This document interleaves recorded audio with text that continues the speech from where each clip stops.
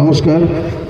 প্রথমে আমি সুকান্ত দাকে ধন্যবাদ জানাতে চাই আজকে আমাদেরকে এই ফুটবল ফাইনালসে নিমন্ত্রণ করার জন্য। পাশে বসে আছে রাজাদা, যার ছেলে ইন্ডিয়া আন্ডার-17-এ সিলেক্ট হয়েছে। আমার বন্ধু ইন্ডিয়ান ফুটবলের মেহতাব হোসেন, সিকান্দার ভাই আছে, আরও অনেকজনই আছে। সুন্দর একটি ম্যাচ ভাগনান ভার্সেস ঘাটালের মধ্যে।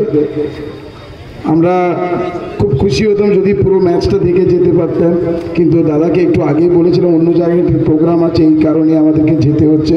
কিন্তু পরিবেশটা দেখে এত সুন্দর লেগেছে। আমার মনে হয় এই পরিবেশটা আমরা অনেক জায়গায় গিয়েছি, কিন্তু এত ভালো পরিবেশটা আমরা দেখিনি। এটা একটা পুরো কেপ টাউনের মতন। আবার আমরা আলোচনা করছিলাম, যারা ক্রিকেট ফলো করে, সাউথ আফ্রিকার এরকম একটা মাঠ আছে কেপ টাউনে, আমার মনে হয়, তাই তো দাদা? কেপ টাউনে এরকম একটা স্লোপ টাইপের একটা মাঠ, প্রচুর দর্শক যারা দেখছে খেলাটা।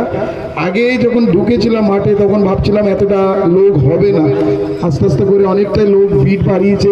এটাই হচ্ছে আসল খেলা। ফুটবল মানে কলকাতায় সবাই ভালোবাসে, যেখানেই যাও, ভাগনান কেন সব জায়গায় যাও, কিন্তু এই মাঠটা সুন্দর মাঠ। আমি চাই দাদা এখানে যদি কোনো একটা ফুটবল ক্যাম্প করতে পারে, আমরা তার সাথে সাথ দেব। আর